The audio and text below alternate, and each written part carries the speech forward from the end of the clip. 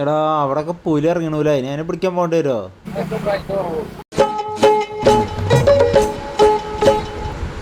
Hello എന്ത് എപ്പോ അതാ വരണു. എടാ ഞാൻ പോട്ടെട്ടോ, വൈഫിന് തീരെ വയ്യ, ഹോസ്പിറ്റലിൽ കൊണ്ടുപോകണോ? ഞാൻ പോട്ടെന്നാ. ആയിക്കോട്ടെ.